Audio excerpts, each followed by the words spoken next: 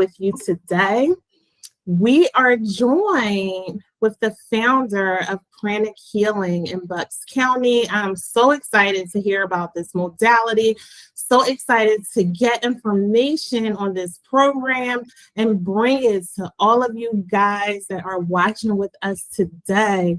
So without further ado, let me introduce you to Alison. Alison, how are you? Hello, I'm great. Thank you so much for having me, Shakira. Thank you for joining us. So we are going to jump right in and ask you, talk to us about your practice. What is going on in Bucks County? A lot, a lot. So I am a pranic healer, which is a particular way of working with energy. Pranic healers like me, we use our hands, we use crystals like this, or like that, or like that. Wonderful. And these are just tools to move energy. Okay.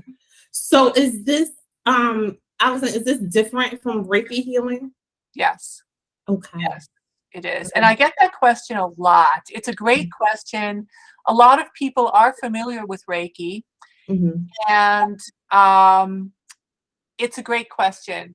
But yes, pranic healing, it's different in a number of ways. We get a lot of people learning pranic healing coming to us from Reiki. They practice Reiki for a while, and they see pranic healing, and they see that there might be something, kind of another tool for them. Okay. So if you could tell us, what is pranic healing and why is it so amazing? So, well, I've been doing it for almost 10 years, I guess around 9 or so, and I'm still amazed by it. After all this time, you know, I'm here because, you know, every day it's something that excites me that much. It can make profound changes in someone's life. Everything from helping them with some aches and pains to getting someone out of a hospital ward. We worked on a lot of COVID patients. Our local group has worked on people who were severely ill, especially when the Delta variant was going strong. We worked on a lot of people who were hospitalized with COVID, and pranic healing helped those people get better faster. Wow. Amazing. Explain how, Alison, how did you get started in this modality? Yeah, it was the end of 2013. My life was different. You know, I was working as in market research. It was a desk job. You know, I was doing a lot of work online. You know, I was writing reports is what I was doing. You know, writing a lot of reports. And there was a crisis in my family, a medical crisis that had been going on for a few years. I had started volunteering at that time at a local group. It was a group for people with addiction, helping people with addiction get into treatment. At that time, there were fewer rehabs than there are today. And we were sending a lot of people to rehab, and they were coming home and relapsing, and the system was failing people massively. And so I went to a healing expo the end of 2013. I stayed all day, listened to all the speakers, had a Reiki session, had sessions from other practitioners, and the pranic healing practitioner, who happened to be a chemistry teacher, highly credible, right? Chemistry teacher got my attention. And she said, yeah, pranic healing can help with addiction, and it's really easy to learn. So I went home and I started doing some research online, because that was what I was used to. I was a market researcher. I knew how to look for information. I knew how to process a lot of information. So I started researching pranic healing, and I took classes, I practiced, and it just kept going from there. Oh, good. How do you, Allison, how would you say you incorporate energy healing? And why is that helpful?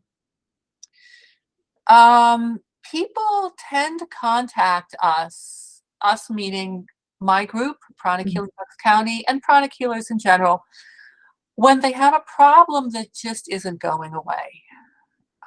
They've been to their doctor a few times, they've tried some different medications.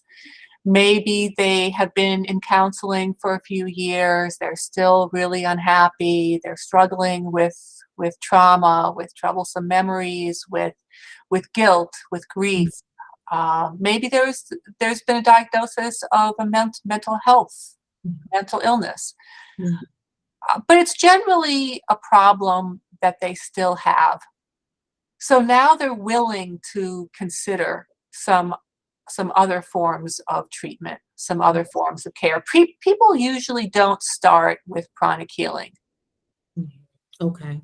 unless they've been to a pranic healer, then they do. But for the first time, it's usually because they've tried all the conventional routes, and Okay. that's when they're willing to try pranic healing. And I've seen just incredible results. Unbelievable. And so if I was a new client, right, and I was coming in and I said, hey, I've been having some mental health issues, I've been having chronic stress, I've been having pains in my joints, what would I expect? Should I be nervous? Would it be painful? What should I expect? Yep, not painful, not painful.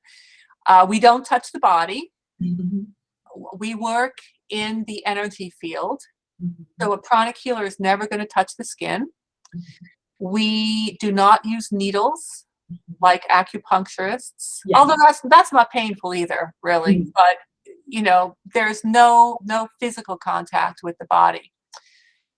Um, One of the things that I really like about pranic healing is that the techniques we use are very, very gentle. Mhm. A pranic healer is not going to shock anybody, into another, into anything. Yeah. It's yeah, the everything is designed to be very comfortable and very easy for the person. Mhm. Good. And so afterwards, after my first session, what would I expect? What do you think I would feel? Or should there be something that I look out for? Will I be overly emotional or feeling like, I'm on a really great time? What could I expect? So it depends on the person. And some of the things that affect how people feel after a pranic healing session are, first, how sensitive to energy are you? Mm. Some people are very sensitive to energy, like when they're around other people, they can pick up on other people's feelings very easily. Yeah. Other people aren't. Other people have a very thick skin. They can go into the most stressful situations and they're totally cool, Mhm. right? So it just depends on how sensitive you are. If you're very sensitive, you might feel the energy moving during the session. You might see colors. You might you might so I've had people ask me, "Are you touching me?" And I'm like, Wow. "No, I'm not touching you." But they feel something on their skin. They feel Mhm. something, and it's not me, Mhm. right? So it depends on how sensitive you are. Another thing that affects people's experiences is how receptive they are to the healing. Is this someone who is open to this, or is this someone who, maybe, their spouse is like dragging them in? All Yeah. right, go. All right. So it happens. Yeah. Yeah. But it's all over the map. It's all over the map. But even if you don't necessarily feel anything, you might just notice that the pain that was really intense isn't as noticeable anymore. it might be completely gone. That cough that was really bothering you, you don't notice that anymore. You might notice that over the next few days, you just feel happier than usual. You feel lighter. A lot of people will say they feel lighter, they're more relaxed, they feel less stressed. That's a common. Yeah. That's amazing. How many follow-up sessions would you suggest a client receive? It depends. It depends. It depends. Some people come once or twice and they have really a big result and they're good. Other people, they come every week. Every week. And they have big results too. But, you know, people get different things from it. People get very different things from it. And a lot of times someone will come in for one thing and then that problem clears up, but well, they have a few other things that they wouldn't mind fixing, right? Yeah. So it can be that as well. It really depends. Good. Now, what about meditation? Do you incorporate any type of meditation or breathing exercises in session? What would that look like? We do. Pranic healers do a lot of meditating. We do a lot of meditating because meditation itself is very relaxing. And when your body is relaxed, when your physical body is relaxed, you're going to be healthier, you're going to feel better. And when you are relaxed and feel better, you'll notice that your life is a little bit easier. You tend to get along with people better. Things just don't bother you as much. Everything is just easier. So yeah, we do a meditation called Meditation on Twin Hearts. That is sort of it's sort of a foundational pranic healing meditation. And there are a lot of those groups all over the world where you can join a Meditation on Twin Hearts group, do the meditation with a group of people.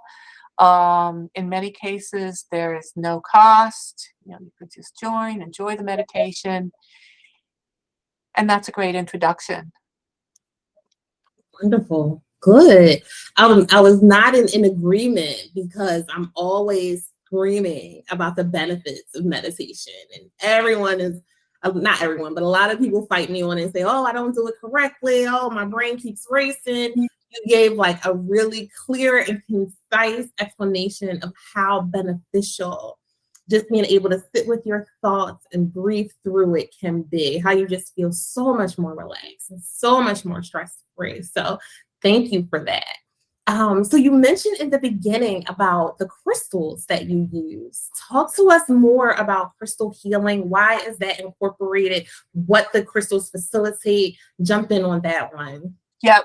Yeah, there's a lot of interest in crystals nowadays, a lot. Both among people who practice other types of energy healing as well as people who don't. People are just drawn to crystals. Crystals are living beings, just like plants are alive, just like insects, you know, bacteria, cells are alive. Crystals also have a life in them. And pranic healers use crystals because they amplify the energy. We use crystals that are specially designed for pranic healing. So this crystal, you can see it, it has 18 sides, 18 facets. It has a rounded edge here. And it has the angles here on the tip are calculated to maximize the energy that the crystal can transmit during healing. So we don't just use any crystal. These are only available at pranic healing classes and pranic healing retreats, and through pranic healing crystal sellers. But they're not available at your local crystal store, is what I'm saying. Right? They are designed the way they are for specific reasons. There's a geometry to all the angles. And most pranic healers, I would say, do use a crystal. Some don't. When we're taught initially, we're taught to use our hands, and some people still use their hands. There are a lot of healers who use their hands as well as crystals. I mean, when I'm on an airplane, right, and there's a baby crying, I don't have a crystal there, but I Wow. need to do something. So I'll be there just, and after a few minutes, we all can enjoy our flight. And the Just baby can enjoy the baby's flight as well. yes.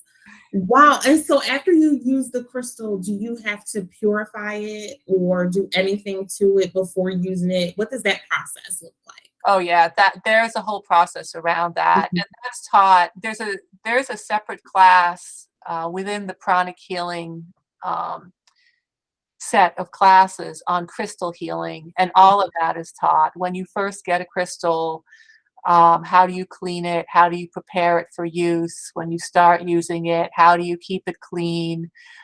That's a whole field of study in itself, and it's important, and it's something that people who aren't trained often aren't aware of. Like, the layperson who just goes to the crystal store and buys some crystals often isn't aware that those crystals can be very dirty. Yeah. Because they have picked up energy every step along the way. The person who was like packing those crystals up and shipping them off and was in a bad mood because they had a fight that morning with their spouse, some of that negative energy, some of that anger and irritation got embedded into the crystals.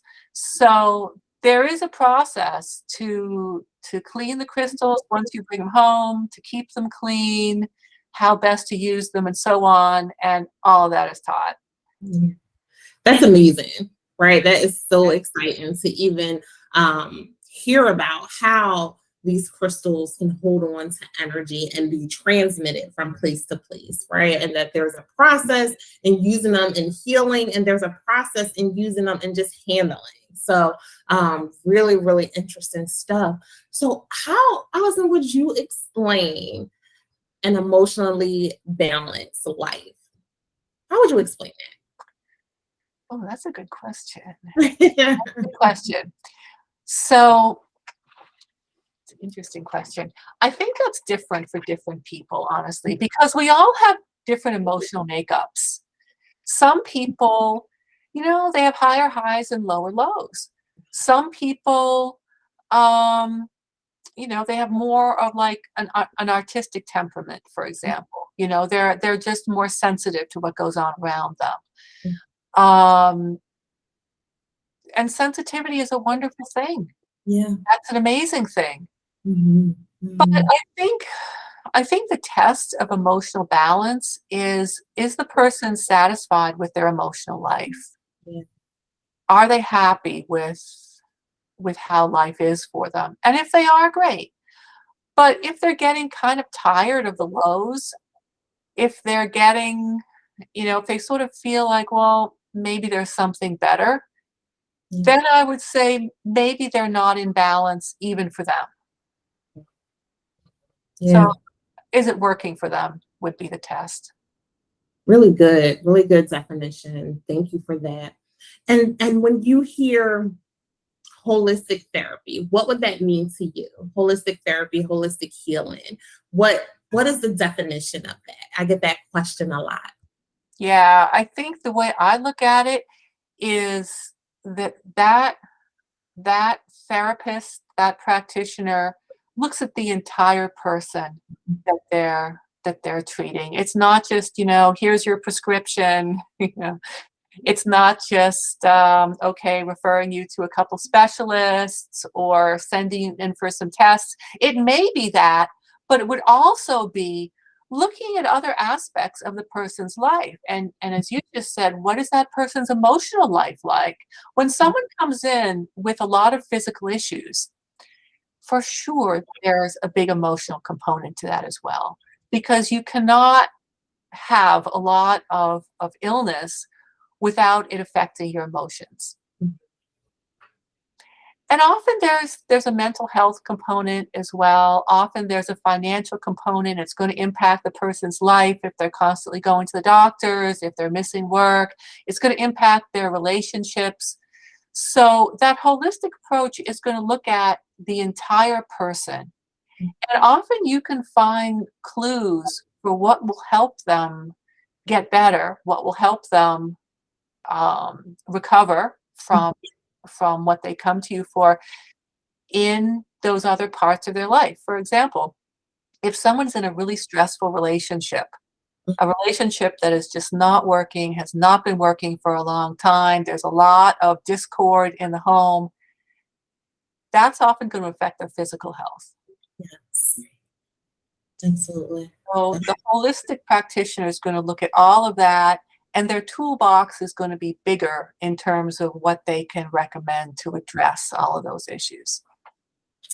Really good. Spot on with that one. Thank you. What else? This has been really, really informative. Some great information. What else would you like to share with us? Well, let's see. We do a lot. There's a lot going on now in the Pranic Healing Bucks County world. We do a lot of Zooming. We do a lot of events in person. So check out our website, pranichealingbuckscounty.com, and just try it. Yeah, just try it. Definitely. I am going to pin your information right under this video. So if any of our viewers are interested in trying Pranic Healing, they will have your information to be able to contact you. Leave a comment if you would like more information, or definitely email me at onthecouch1111@gmail.com. Allison, thank you so much for spending some time with us today, introducing us to this healing modality. Just thank you. We were excited to have you, and we look forward to learning more and more about Pranic Healing Bucks County. Thanks so much. Thank you so much. Thank you.